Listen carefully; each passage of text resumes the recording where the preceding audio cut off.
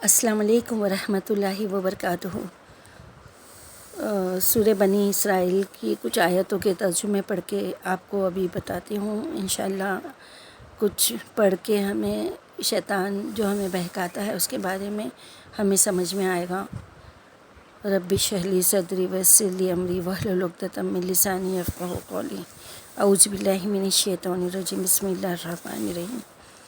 دیکھیے یہ بنی اسرائیل کی آیت نمبر 61 ہے کہ جب ہم نے فرشتوں سے کہا کہ آدم علیہ السلام کو سجدہ کرو تو ابلیس کے سوا ان سب نے سجدہ کیا، یعنی فرشتوں نے سجدہ کیا۔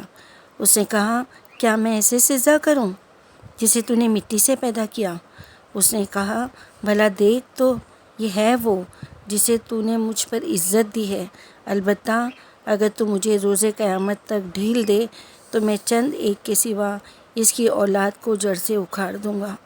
اللہ سبحانہ وتعالیٰ نے فرمایا جا پس اب ان میں سے جس نے تیری پیروی کی تو بے شک جہنم تمہاری سزا ہے، سزا بھی بھرپور، اور پھسلا لے جس پر ان میں سے اپنی آواز سے تیرا بس چلے، اور ان پر اپنے سوار اور پیادے چڑھا لا، اور ان سے ساجھا کر لے مال اور اولاد میں، اور ان سے وعدے کر، اور ان سے شیطان کا وعدہ کرنا صرف دھوکہ ہے۔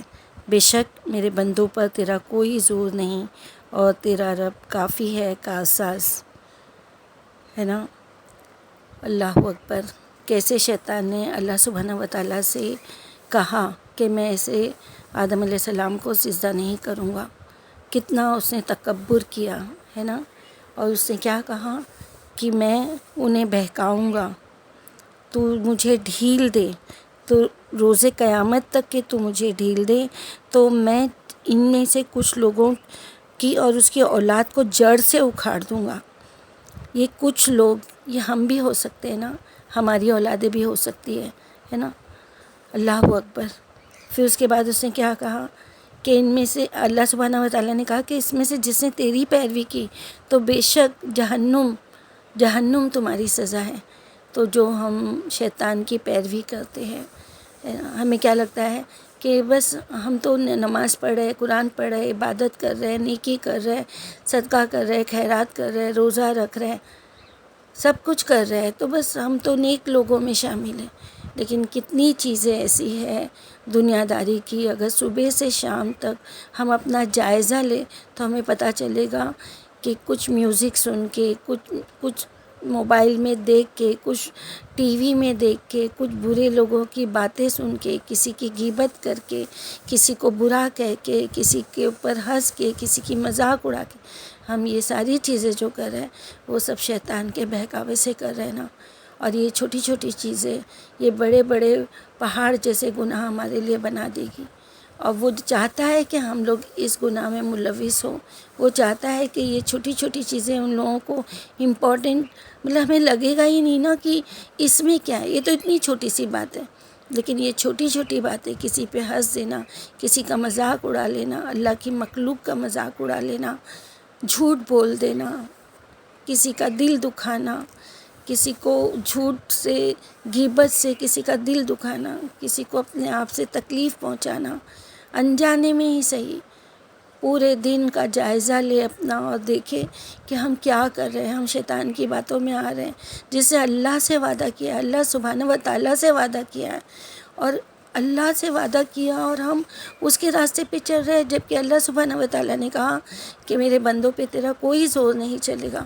اللہ تعالیٰ کو کتنا یقین ہے ہم پر، اور ہم کیا کر رہے ہیں، ہم کیا کر رہے ہیں، ہم شیطان کی باتوں میں آ رہے ہیں۔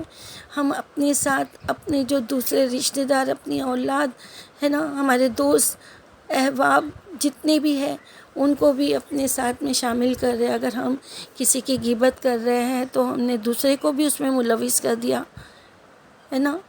اللہ سبحانہ وتعالیٰ ہمیں معاف کرے، اللہ سبحانہ وتعالیٰ ہمیں ہدایت دے، اللہ سبحانہ وتعالیٰ ہمیں شیطان کے وسوسوں سے بچائے، اللہ شیطان سے بچائے، شیطان کی حرکتوں سے بچائے۔ اللہ پاک ہماری حفاظت کرے، پروردگار تو ہماری حفاظت کر، اللہ اپنے پیارے بندوں میں ہمیں شامل کر لے میرے مولا۔ اللہ تعالیٰ شیطان کے بہکاوے سے بچا۔ اللہ تعالیٰ جنت کے اعلیٰ باغوں والا بنا، اللہ جہنم والا نہ بنا۔